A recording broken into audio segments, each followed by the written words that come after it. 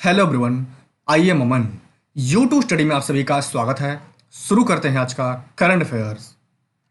हाल ही में बेन समुदाय के लोगों के योगदान को समझने के लिए किस देश ने महात्मा गांधी की स्मृति में एक सिक्का जारी करने की बात कही? तो ब्रिटेन ने। बेन समुदाय यानी black Asian and minority ethnic के लोगों के योगदान को पहचानने में बढ़ती रुचि के कारण ब्रिटेन महात्मा गांधी की स्मृति में एक सिक्का जारी करने के लिए विचार कर रहा है। हाल ही में आईआईटी मद्रास के एक स्टार्टअप ने किसके सहयोग से OXY2 नामक एक उपकरण विकसित किया है? तो हेलिक्सॉन। OXY2 उपकरण व्यावसायिक रूप से उपलब्ध कराया जाएगा, जो आसानी से हृदय गति, तापमान, ऑक्सीजन संतृप्ति और श्वसन दर को सटीक रूप से माप सकता है। हाल ही में किस निजी कंपनी द्वारा नासा के 2 अंतरिक्ष यात्री पृथ्वी पर सुरक्षित वापस लौट आए? तो स्पेस एक्स। 64 दिनों की यात्रा के बाद नासा के 2 अंतरिक्ष यात्रियों ने मैक्सिको की खाड़ी में सुरक्षित जल लैंडिंग की। यह एक निजी कंपनी द्वारा कक्षा में जाने वाली पहली अंतरिक्ष यात्रा थी। हाल ही में किस राज्य सरकार ने बैंकिंग और डाक विभाग के कर्मचारियों को बुजुर्गों और दिव्यांगों के लिए घर पर नकदी पहुंचाने की अनुमति देने का फैसला किया? तो ओडिशा राज्य सरकार। इस नई व्यवस्था के तहत बुजुर्ग और दिव्यांगजन सिर्फ एक कॉल करके अपने दरवाजे पर नकदी प्राप्त कर सकेंगे। नई अधिसूचना के तहत केंद्र सरकार ने 500 करोड़ रुपए से अधिक कारोबार के लिए ई-इनवॉइसिंग प्रणाली कब से लागू करेगी? तो 1 अक्टूबर 2020 से। केंद्रीय अप्रत्यक्ष कर और सीमा शुल्क बोर्ड द्वारा 1 अक्टूबर 2020 से बिजनेस टू बिजनेस ट्रांजैक्शन के लिए 500 करोड़ रुपए से अधिक कारोबार के लिए ई-इनवॉइसिंग प्रणाली लागू की जाएगी। हाल में किसके द्वारा जारी एक नई रिपोर्ट के मुताबिक विश्व की 1/3 बच्चे, जो लगभग 800 मिलियन हैं, में प्रत्येक 3 में से 1 बच्चे पर लेड पॉइजनिंग के असर की बात कही गई। तो ये यूनिसेफ की रिपोर्ट है। ठीक है। इसका प्रमुख कारण कम और मध्यम आय वाले देशों में सीसा और एसिड बैटरी का सही तरीके से रिसाइकलिंग न हो पाना है।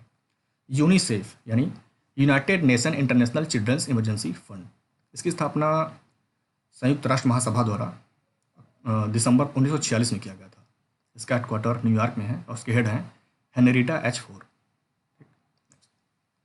हाल में किसके द्वारा खादी और ग्रामोद्योग आयोग KVIC द्वारा प्रस्तावित कार्यक्रम खादी अगरबत्ती आत्मनिर्भर मिशन यानी काम को मंजूरी दे दी? तो केंद्रीय मंत्री नितिन गडकरी के द्वारा। KVIC ने यह योजना पब्लिक प्राइवेट पार्टनरशिप मोड पर डिजाइन किया है, जिसका उद्देश्य पूरे देश में बेरोजगार और प्रवासी श्रमिकों के लिए रोजगार का सृजन करना है। रक्षा मंत्रालय ने रक्षा उत्पाद और निर्यात प्रोत्साहन 2020 का प्रारूप तैयार किया। यह नीति किस योजना को प्रोत्साहित करेगी? तो आत्मनिर्भर भारत अभियान। इस प्रारूप का मुख्य उद्देश्य रक्षा विनिर्माण में भारत को आत्मनिर्भर बनाना है। हाल में गुयाना के राष्ट्रपति के रूप में किसने पदभार संभाला? तो इरफान अली ने। ठीक। गुयाना, जो कि जॉर्ज टाउन इसका कैपिटल है, और उसके बाउंड्री शेयर कंट्री है वेनेजुएला, ब्राजील और सूरीनाम। ठीक।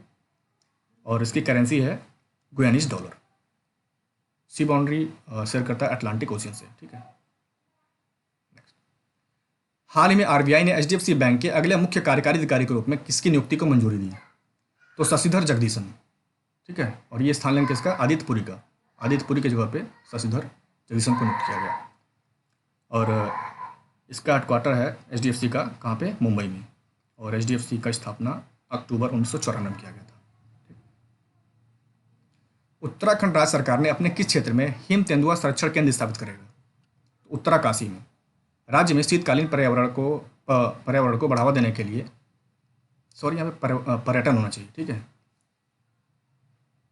शीतकालीन पर्यटन होना चाहिए। ठीक। बढ़ावा देने के लिए उत्तराखंड के उत्तराकाशी क्षेत्र में हिम तेंदुआ संरक्षण केंद्र स्थापित किया जाएगा। हाल ही में देश में टीकाकरण आपूर्ति श्रृंखला को मजबूत करने के लिए किसके द्वारा electronic vaccine intelligence network EVIN को क्रियान्वित किया जा रहा है? तो स्वास्थ्य और परिवार कल्याण मंत्रालय के द्वारा। कोविड-19 महामारी के दौरान आवश्यक प्रतिरक्षण सेवाओं तक पहुंच को आसान बनाने के लिए स्वास्थ्य और परिवार कल्याण मंत्रालय द्वारा राष्ट्रीय स्वास्थ्य मिशन के तहत EVIN को क्रियान्वित किया जा रहा है।